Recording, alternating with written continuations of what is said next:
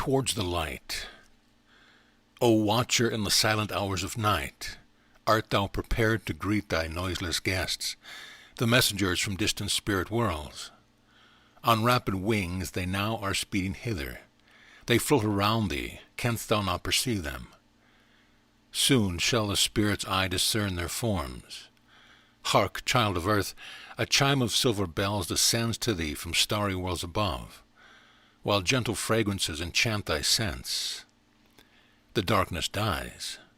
A radiant light appears. Behold the ambient flame encircling thee. That flame of living light, it is my soul. My voice now whispers gently in thy ear. I too was once a mortal such as thou. I am not dead, although my dust has lain deep in the silent tomb for many years. I am not dead. My spirit still is living, serene and strong, robed in immortal garb. I will to thee my earthly life unfold. Then shalt thou comprehend thy future fate, for I shall show thee all the path I trode, from earthly darkness to the spheres of light. Thou art a tool, chosen by higher powers, to tell the world that thou shalt here behold. The gift of words is thine. Thou shalt express my mighty thought, which dominates thy mind. Unknown to thee I hither led thy steps. Thy destiny I welded link by link. My hand, O woman, chiseled out thy soul. Resist thy guide no more, submit in peace. No blessed crop can grow on untilled ground. Deep furrows have been driven in thy heart, and now at last I sow, mine hour has come. May God in mercy overshadow us. I lift thy soul up to the source of light. Help others as I now am helping thee. Write down the message that I bring tonight, with humble thanks, because thy hand was chosen. Who art thou, dost thou ask? I am a sinner, who through repentance has atoned his crimes. My name on earth is utterly forgotten. My race is swept away from off its face. I was a man who once had rich possessions. Alas, a sorry use I made of all. No gentle memories of loving deeds survived me in the dismal hour of death. Yet once I did possess 1,000 treasures. Rank, beauty, health, and riches, all were mine. Men envied me as fortune's petted child. I deemed myself created to enjoy and carefully fulfilled that pleasant mission. No broken sob could reach my deadened ear, nor raise an echo in my empty heart, where on a throne of ice my spirit dwelt, adoring as supreme divinity, as center of the world, as Lord and God, the only being whom I loved, myself. But years rolled on, ever the well-known round. Earth had no pleasure left for me to taste. I was so weary that life's pageant palled, and duller, grayer grew the lengthening days. My selfish soul was filled with blank despair. I grew to hate the joys that could not still my craving after something I had missed, a precious something I had failed to win. What might it be? I knew not, only this: without it life was wasted, dreary, and void. At last, when I had emptied to the dregs life's pleasure cup, I longed for dreamless sleep. The chill embrace of death would cool my brain. Rest, rest, eternal rest, O priceless boon! I had no terror of the starless night, and scorned the thought of coming judgment day. Annihilation seemed to me Elysian, for I was weary, weary unto death. But in farewell I first would summon around me all that in former days had charmed me most: wine, women, music, light, and fragrant flowers. And so surrounded I would breathe my last. It was a merry night, and I the gayest, because life's dreary face so soon would end. 'Twas my last pride to smilingly approach, without a trace of fear, my yawning tomb.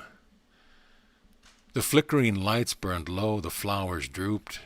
The hour grew late, my noisy friends had gone. One guest remained, I was alone with death, whom I had dared to summon to my feast. A flash, a shot, then deepest silence reigned.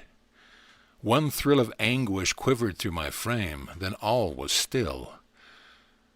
A sense of dreary numbness crept slowly, surely all over my limbs. Around me deepest night, yea, ebon darkness. If death had come, why did it fail to bring that blessed sleep for which I yearned so long? When would oblivion sweep away the past? Why this delay? At last a dawning fear shook me that something would begin, but what? I waited thus with panic-stricken soul. Death I had courted to escape my thoughts. I had destroyed myself. I must be dead. I felt my body growing stiff and cold. The heart had ceased to beat. The pulse stood still. I was a corpse, mere matter, nothing more. A thing which surely was bereft of sense, yet, after death, how could my body think? I was aghast, for now at last I knew that I had failed to murder all in me. One part was left. My thought was still alive. No mortal words can ever paint the terror that seized me when I grasped that awful fact. My senses seemed to whirl in stormy chaos. What would my future be? When should I know? The night was dark, nowhere a ray of light, and I must wait. For what? I dared not guess. Was it eternity? Was it an hour that I endured this torture of suspense? I cannot tell. It seemed 1,000 years, to be alive against my will. What doom for me, who hoped the grave to be the end? Could there be truth, then, in the devil's creed, of an avenging God who, merciless, condemns all sinners to eternal hell? If so, I meant to bravely meet my judge, and to receive erect the cruel sentence. I courage felt to calmly all endure, if but the torture of suspense might end. Still, time went on. In vain I claimed my doom. No judge appeared. A cry of keen distress broke forth at last, deep from my frenzied heart. I clamored wildly, "Oh, have mercy, Lord!" A voice at once replied from out the gloom. "What is thy wish? What favor dost thou claim from God, whom thou hast all thy life denied?" I murmured humbly, "Lord, a ray of light." At once a flash of radiance fell on me, and I beheld myself. Oh, bitter shame! Most ghastly is that moment for a man who lived in utter darkness here on earth. Pray for the blind, that they may not despair when after death at last their open eye shrinks from the sight which they are forced to see, a human heart in hideous nakedness. The angels of the Lord behold it trembling, and turn away at once their shuddering glance. In abject shame the soul attempts to hide, and full of anguish begs for solitude. God grants that grace. The soul is left alone, alone with all the shadows of the past. I saw my earthly life glide past in vision, scene after scene, forgotten long ago. How blind, insanely blind had I not been! The sight of all my crimes confounded me. They crushed my spirit with their leaden weight. At last I whispered, "Punish me, O Lord." The voice replied, "God claims no penalty." Sin punishes itself. Each evil seed allowed to grow in wanton liberty must bear its bitter crop of pain and woe. The angels of the Lord no anger feel. At human crime they see its fruit and mourn. Unhappy spirit, thou hast asked thy sentence. Learn then that long ago thy fate was sealed. There where thy treasure is, thy heart will be. Thus spake the Christ. These words contain thy doom. Each man has something which he dearest holds, his God, a fellow creature, or himself. On earth he is at liberty to choose, a treasure to be kept eternally. The soul can after death no more abandon what during life it found most fit to love. What was thy treasure, hapless fool? Behold it. A flood of light streamed down, and I perceived a lifeless body stretched upon the floor, amidst a pool of blood. It was my corpse. Behold thy treasure. thou canst claim no other. Thou art compelled to keep thy cherished God. Thou madst an idol of lump of clay, no more to leave it is thy awful doom. No, no, I shrieked, I will not thus be fettered. Ah, loose me from this body I destroyed. I love no more this thing, I hate to see it. O set me free, in mercy break my chains. Hark, thou hast entered spirit life unbidden. No room with us was yet prepared for thee. The threshold of eternity no man may cross before his final hour is struck. The plans of God no mortal ever altered. He is the master over life and death. There is a lesson all on earth must learn, and none may slip away the task undone. Nor lightly fling the human garb aside until the soul is fit to leave its dwelling. Woe to the man who scorns the gift of life, who greatly daring heaven would extinguish the spark divine which burns within his soul. The deed is vain. He only makes more sure the fate he is created by his acts. The sacred tie, uniting soul and body, is only severed at the Lord's command. The will of thy Creator links thy spirit still for a time to this poor clay. Submit. Learn to abide in patience, captive soul. The day when liberty shall dawn for thee.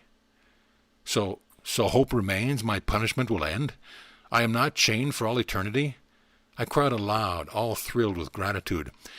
The angel answered, every pain will end. One sin alone can never be forgiven, the sin of pride that does not wish for grace. For then the spirit dooms itself to darkness. God's arms are ever open. Every soul that struggles bravely upwards finds the light. Though far the goal, yet it is reached at last. I murmured low, most merciful thou art, O glorious angel, let me know thy name. Canst thou not guess it? Often I approached thy stony heart, strove to gain admittance, but was repelled as soon as I drew near. I am the mournful angel men call grief. The Lord of mercy sends me down to earth to show the way which leads men upon to him. I sow in sinful hearts contrition's seed, then buds humility from burning shame. The yearning soul strives hard to leave the mire, though weak and trembling still it bravely seeks to climb the thorny path to which I point. Then hasten to his aid the radiant host, who in the name of Christ works deeds of love. Their gentle hands cannot remove all pain, but they give strength to bear the heavy cross. They fill the weary soul with hope and courage, and whisper promises of coming bliss. The pilgrim soon is taught to fix his gaze above the darkness of this present world, up to the distant hope where all is peace. For thee there still remains thy crown to earn, of faith and hope and charity entwined. These thou must tend and nourish in their heart, but first the arduous task of patience learn. How desolate and cold the graveyard seemed, my only home in dismal winter nights, if I had better used the gift of life, preparing me a nest in faithful hearts. My frozen soul might now have been their guest, and found relief and warmth at friendly hearth. Alas, on earth was none of humankind, whose grief attracted with magnetic power my wretched soul, by all alive forgotten. I was alone in solitary gloom, the one companion left, my lifeless frame. Despairingly I searched 1,000 graves and hoped to find another living soul, chained to the empty forms that mouldered here beneath the snow. Alas, it was in vain. Each soul had left the worn-out shell of dust, in former days the object of its pride. Each one had gladly flown. I alone, was still a captive in this place of dread, indissolubly fettered to my corpse. No thing on earth filled me with such loathing. My ghastly treasure, with intense disgust, day after day I watched its slow decay. Sometimes the broken eyes would seem to weep, as though attempting to express my grief. They fain would bring me the relief of tears. One night I wandered round the dreary grounds and reached the gate. Then in the dismal darkness I heard a broken sob, a feeble wailing. Who could it be? Who broke the ghastly silence? A living being? If so, why came he here? It was a child, a small deserted child, left here to perish in the winter snow. I felt compassion for the teeny waif who softly sobbed himself to sleep forever, and anger against the mother who could leave her child alone to meet a frozen death. What punishment too great for such a sin? What could atone for such a cruel deed? In righteous wrath I cried, "Accursed be she who has abandoned this defenseless child." Like a clap of thunder rang the answer forth, "Man, who art thou, who darest thus call down the holy wrath of God upon thy sister? The sinner thou hast recklessly condemned, thou shalt behold, repent thy malediction. Leave to thy God the strong avenger's hands, the care of vindicating a martyr's blood." Beside me stood an angel. Sad and stern I found his look, which seemed to pierce my soul. He grasped the hand I trembly outstretched. Then, swift as thought, he swept away with me. He took me to a city where I lived in former days. We reached a den of vice, where during life I was a constant guest. At his command I entered it again. How weird, how strange appeared the house of sin! Aghast I saw among the shameless crowd unnoticed guests from silent spirit worlds stand dark and threatening close behind the living. I saw how evil souls with deadly hate urge fallen men to ever darker deeds. I saw God's angels struggling hard to save the sparks of virtue not extinguished yet. This noisy palace was a battlefield, where little recked the mortals that their fate hung on the silent fight twixt light and darkness. But many gloomy spirits too I marked, who did not fight, but wandered round the place in dismal watchfulness and dumb despair. These were the souls who once had driven there, mortals who spend their lives in wanton revels, mourn bitterly when solemn death appears, and sternly summon them to leave this world. They strive against their lot, they fain would linger. Still on this earth, whose vilest pleasures imprison after death their hapless souls. They have no strength to rend the loathsome fetters that vice has forged. Earth's joys they still remember. Alas, poor slaves, they love and miss them yet. Their evil lusts remain and torture them, since they no longer can be satisfied. Thus they remain until desire is dead, compelled to watch the sins of living men. At length they loathe the very sight of vice. Then slowly they forget their low delights. Unclean remembrances are swept away. The soul begins to long for pure air, and lifts its weary glance from dismal earth, till lo, it sees a ray of distant heaven, and stretches unaccustomed arms in prayer. The heavy chains slip off, the soul is free. Magnetic force attracts it up to God. When no regrets enchain the soul to earth, then it is lifted up by ardent longing to radiant spheres that it cannot approach until it learns that death means liberty. I noticed then a spirit standing by, with wistful gaze intently bent on me. How well I knew the form! It was my mother. I flew to greet her with a cry of joy, but she drew back, avoiding my embrace. On earth my mother's arms were never closed against the son she tenderly adored. Now mournfully she pointed to the crowd surrounding us. With burning shame I cried, "Mother, mother, have I brought you here?" She bowed her head in silent, tearless sorrow. Then brokenly she whispered, "O my son, you were my idol, dearer than my God, who granted me the gift of motherhood. Enthralled by trammels of an earthly love, no soul can rise. The tie must first be broken, the clay we worship from its altar flung. When death approached, I yearned to stay with you. I had my wish, I was no longer free. My love had grown a chain attaching me closer to your side. Invisible I stood and read within your heart your guilty thoughts. I followed you with horror to this place. My son, you were my pride and joy, but now my head is bent in shame for you. You added grievous burden to my cross by dragging with me to your degradation. I stood amazed and overcome with grief. O mother, dearest mother, pardon me. I did not know, oh, had I only guessed, that your pure eyes could see my darkest deeds. My evil angel should not have prevailed. Nay, I had fought him then with might and main. No man on earth could surely be so fallen. Then he would plunge in vice, if but he knew his mother's eyes could follow him. Each one would shudder at the thought that the departed, dear to his heart, was thus compelled to be a silent witness to his hidden sins. Atrocious is my doom, yet well deserved. But you, what crime is yours, your love for me? Are mothers punished for their deep devotion? Unjust is he who such a verdict passed. The shade of holy wrath, which long had darkened my mother's tender features, vanished now. She gently smiled.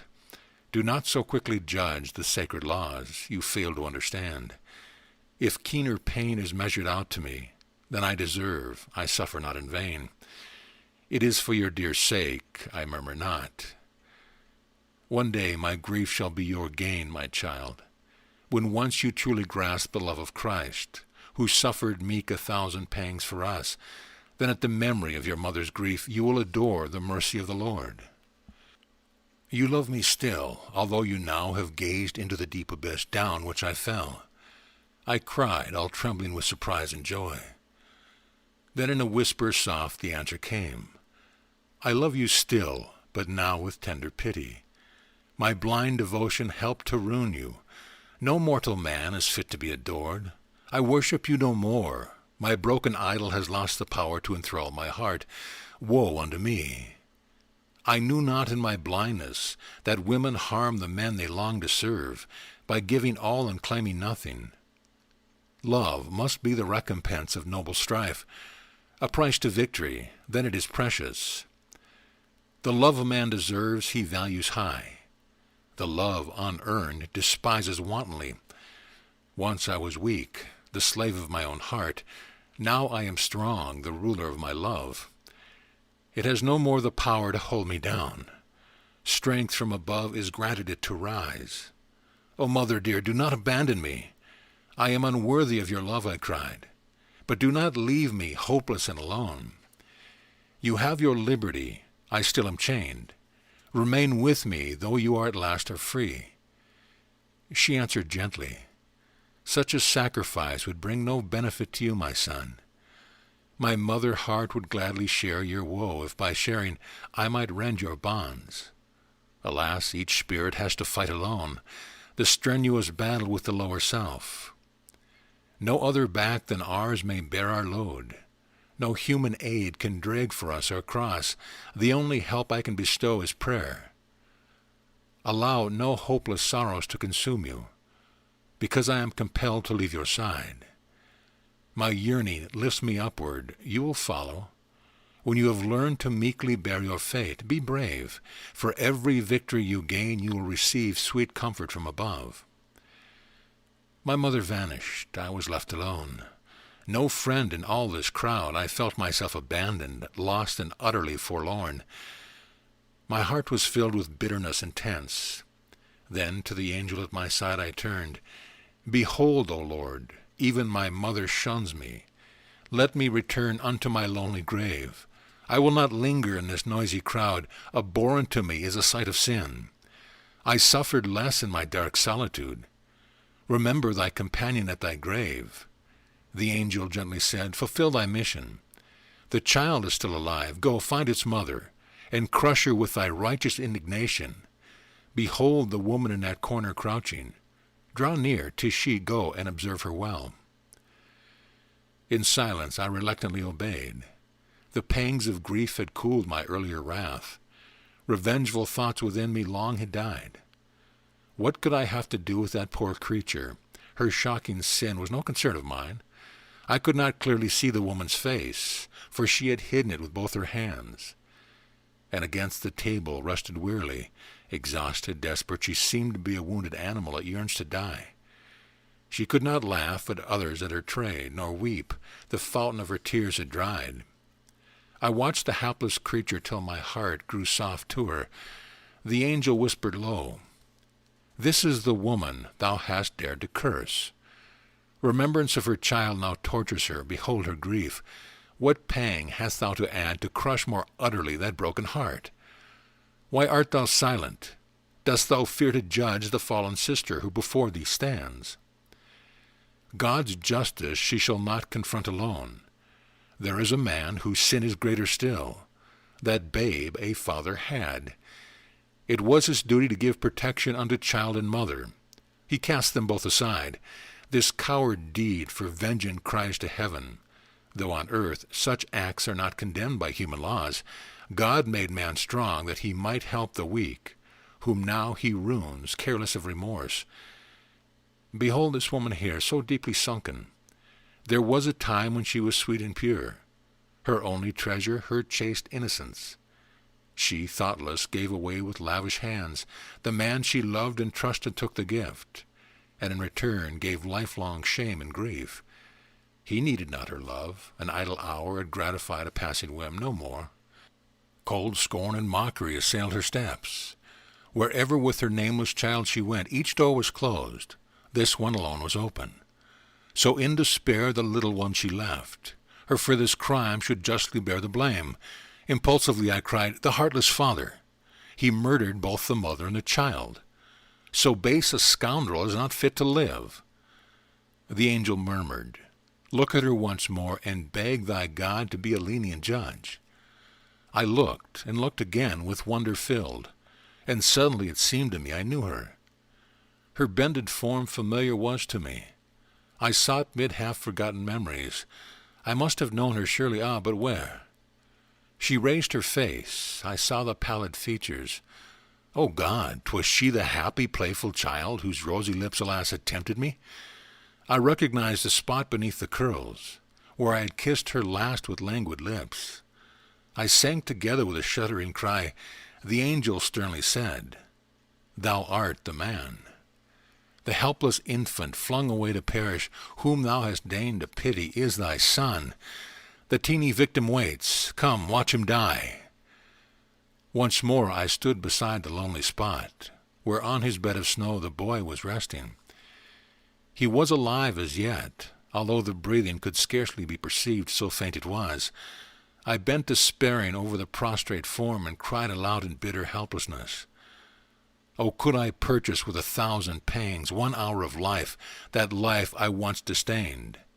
How quickly I would fly to summon help.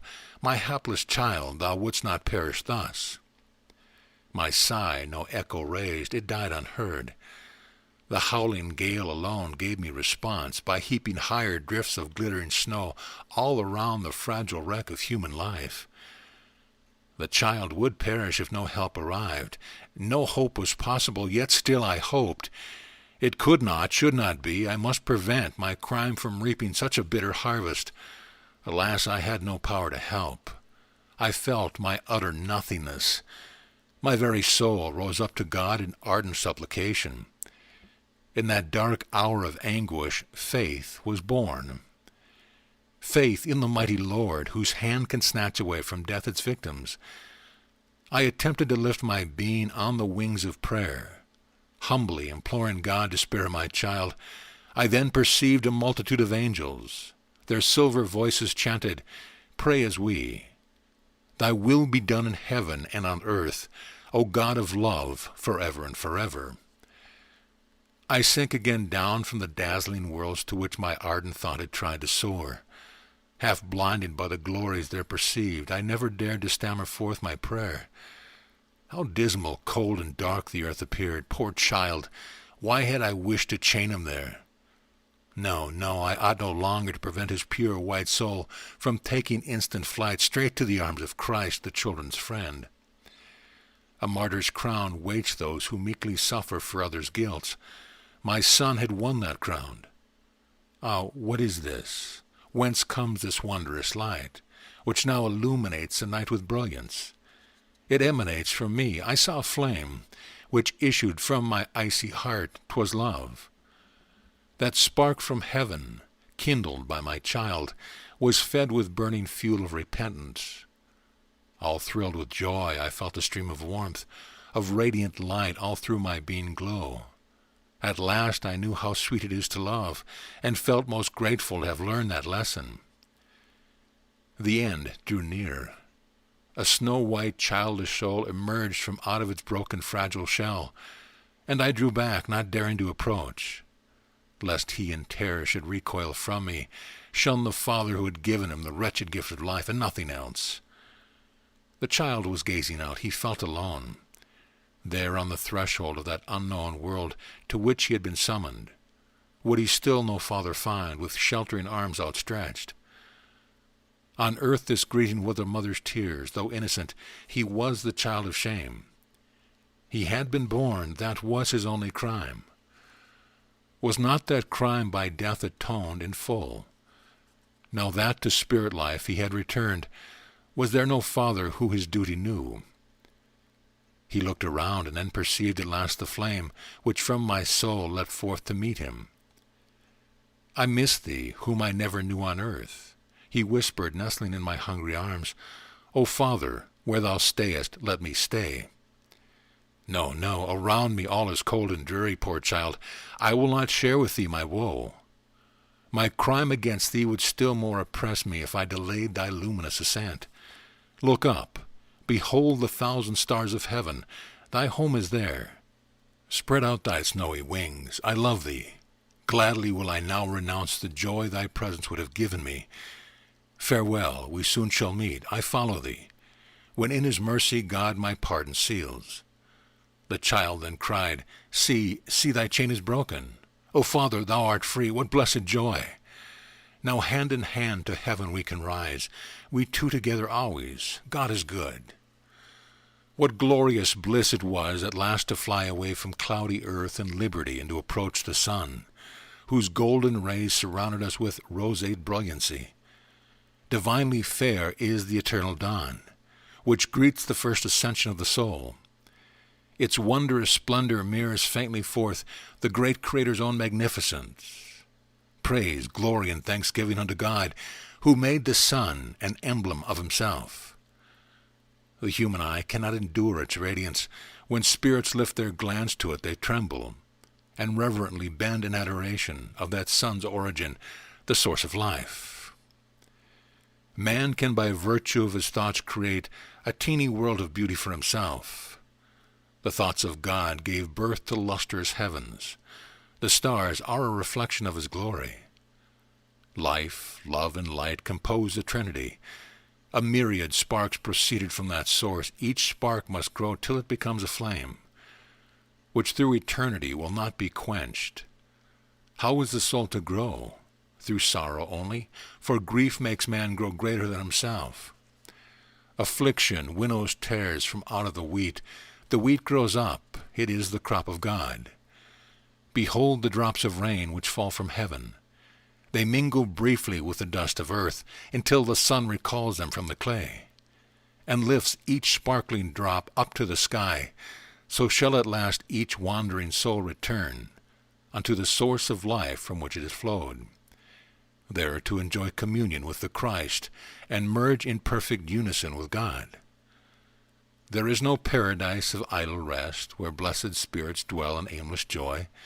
The highest goal to which we can aspire is to resemble God. To reach that end, we struggle upwards through 1,000,000 years. Eternal hope brings us eternal joy. We paradise create within our breast. When sorrow comes to visit human hearts, that angel's mission is to sweep the temple where God himself elects in grace to dwell. We follow in the mighty steps of grief, with gentle tread and cool the burning wound. We kiss away the tear which hides the sky. Another angel comes. His name is Peace. He finds in broken hearts a resting place. To every spot on earth where prayers rise, we quickly fly and carry them to heaven. Descending swift with blessings from above, we watch in patience by the bed of pain, and guide the faltering steps of infant souls. We fill the poet's dreams with wondrous beauty, and bid him hear a strain of angel songs. His silent sobs we melt in harmony. His highest thought is but a gift from us. Say, can there be a fair paradise? Can mortals dream a joy exceeding ours? Like Christ, we always sacrifice ourselves, yet keep eternally more than we give. Now dawn is near. The lamp is burning low. Thy weary head sinks down in lassitude. Thy task is done, our spirit child created. Fruit of my thought, it is grown up in thee, in pain brought forth, but yet of love begotten. The seed he bears within is life eternal. That seed will germinate in bleeding hearts and ripen to a crop of richest blessings.